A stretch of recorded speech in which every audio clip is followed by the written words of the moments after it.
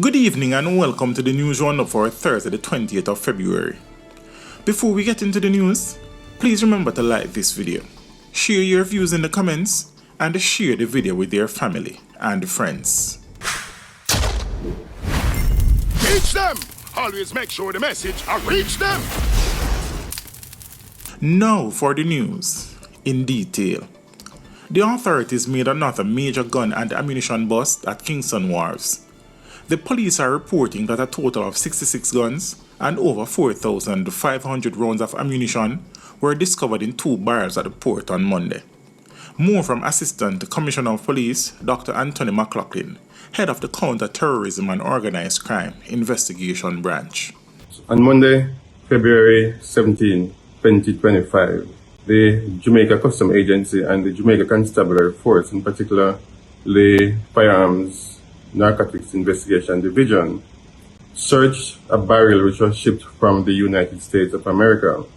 The contents were 66 firearms, 16 of which were high-powered rifle and 50 handguns, along with 4,700 rounds of 9mm ammunition. The investigation is being carried out by the Firearms and Narcotics Investigation Division.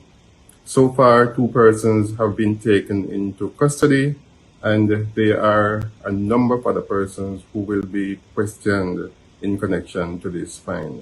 Right. So the 2 persons who have been arrested, they will be interviewed and they will be charged in the coming days. So as soon as that is done, then we will update you as to the specific charge that will be laid against these persons. So once again, we are appealing to persons who want to use this road to ship firearms and other illegal things to Jamaica, that we are tightening up on the borders. We are cooperating more with our international partners.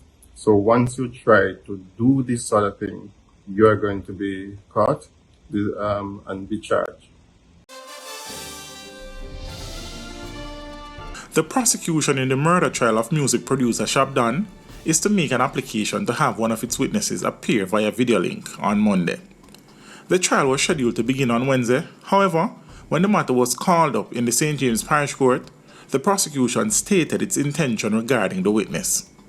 The defense is to receive a copy of the application before Monday. The producer and his co-accused Tajay Clark were further remanded.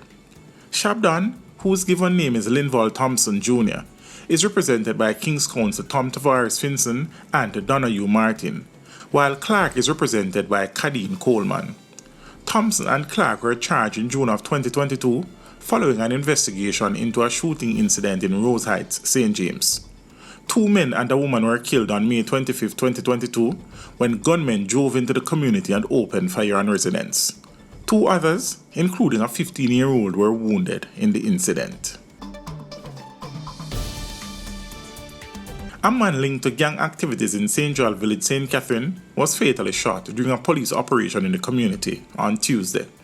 He has been identified as 29-year-old Orlando Douglas, otherwise called Corpy, a resident of Detroit Big Lane in Central Village. It is reported that about 10:30 a.m., a police team went into the community in search of wanted men and illegal guns. It is alleged that Douglas was fatally shot when he engaged the police in a gun battle. A Glock pistol with several rounds of ammunition were reportedly seized from the incident. Investigators say Douglas was a member of a criminal gang based in the Big Lane community. The Jamaica Constabulary Force says there is no quota system in place surrounding the issuance of traffic tickets. The JCF says it operates on the principle of issuing tickets based solely on the needs and circumstances encountered by police during their duties.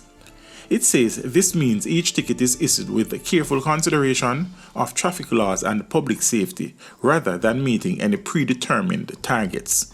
More from head of the Public Safety and Traffic Enforcement Branch, ACP Dr. Gary Mackenzie. For the year 2024, the Jamaica Constabulary Force issued some 585,000 traffic tickets. Some persons may argue that that is not enough, And the reason for it is that we still have a very high level of indiscipline that is actually seen on our roads. And so we have to continue to do that work. On the other hand, some persons have put forward the notion that there may be quotas that the police are actually using, and that is the reason why they are issuing the number of tickets that have been issued. Certainly that is not so. There is no quota system within the JCF. One of the things that we have to do is to ensure that we are curbing the problems that are out there, and we have been very scientific with it. In fact, one of the things that we have been doing is to measure the tickets that are issued in certain areas against the type of tickets that have been issued. And so for example, if we look at Halfway Tree, where there is a problem with obstruction, we actually look at the system to see what level of tickets are being issued for obstruction, because that is a problem.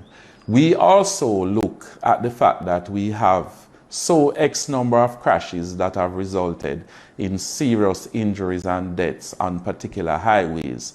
And so we check our system to see whether or not police officers are actually carrying out robust operations in terms of enforcement for speeding.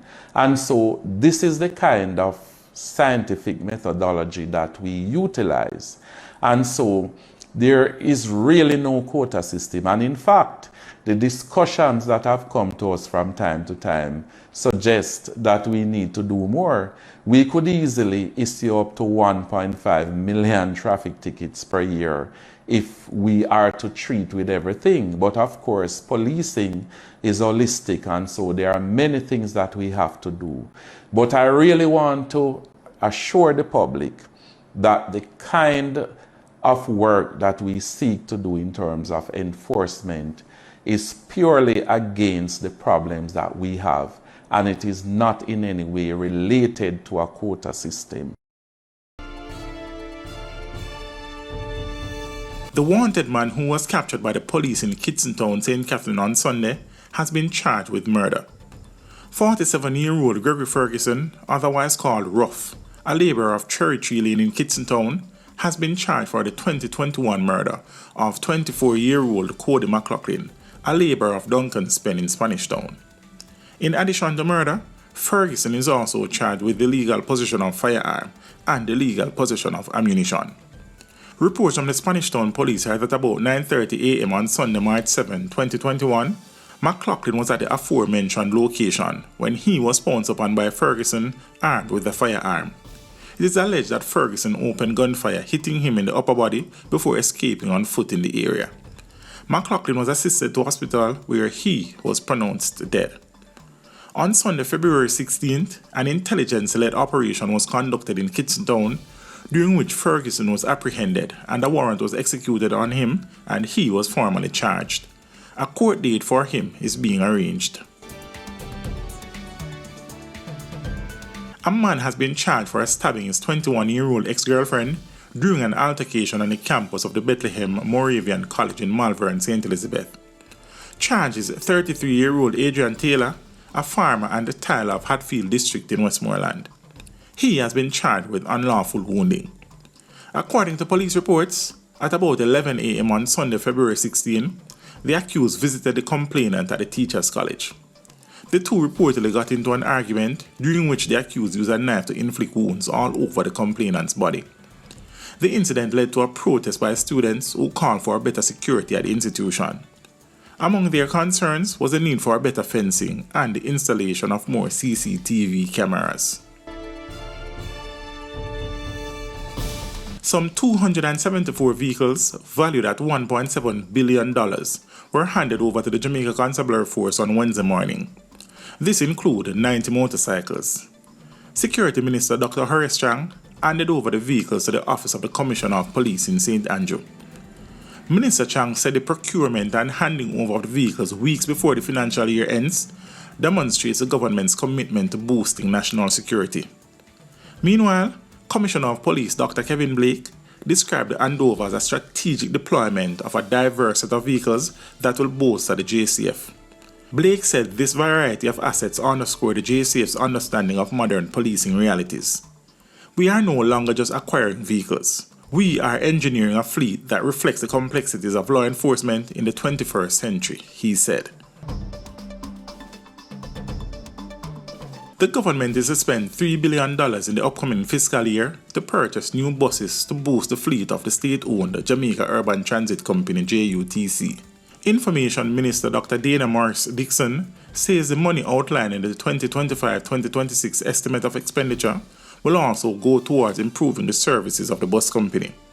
She said the Finance Ministry earmarked another $3 billion for 100 additional buses for the public transportation system, and 10 of those, which is important, will have special provisions for Jamaicans living with disabilities. Dr. Dixon noted that over the last 24 months, the government has been able to acquire 250 buses as it rebuilds the JUTC's fleet and open new routes.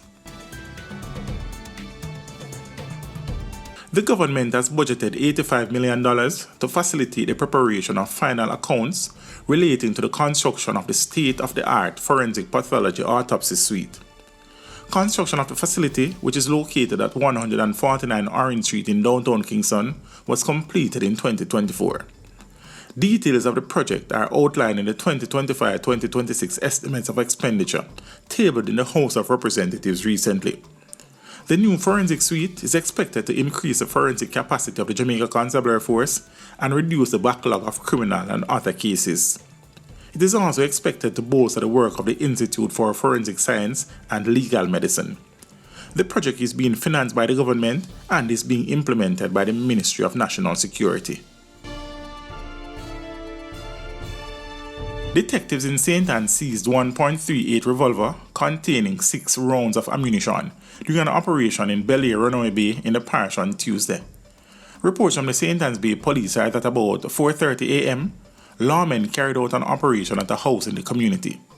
During the search, the firearm and ammunition were found inside one of the bedrooms. 5 people were taken into custody in relation to this seizure. However, their identities are being withheld pending further investigations. The Kingston Western Police have listed the following individuals as persons of interest. The police believe that these individuals may be able to assist them with ongoing investigations in the division. They are Nicholas Coke, otherwise called Wilbert; Ted Berry, otherwise called Bads or Kong; Orlando Edwards, otherwise called Sparks; Ramin Wright, otherwise called Rumbar; O'Shane Cooper, otherwise called OB; Ryan McFarlane, otherwise called Injin; Jason Campbell, otherwise called Liz; Kemar Miller, Troy Rogers, and Jermaine Balfour. The individuals are asked to report to the Denhamtown Criminal Investigation Branch immediately. The Police High Command has ordered an investigation into an incident at the Glengough Police Station in St. Catherine, where a trainee constable reportedly accidentally shot himself. The injured trainee remains at the Spanish Town Hospital receiving treatment. It is reported that around 8:15 p.m. on Wednesday, the trainee placed his firearm on top of a motor car and proceeded to adjust his belt. While retrieving the gun, it reportedly fell to the ground and discharged, hitting the officer. And that is it for your news roundup for today. We would appreciate you liking this video, leaving a comment, and sharing the video with your family and friends. Have a good evening and see you next time.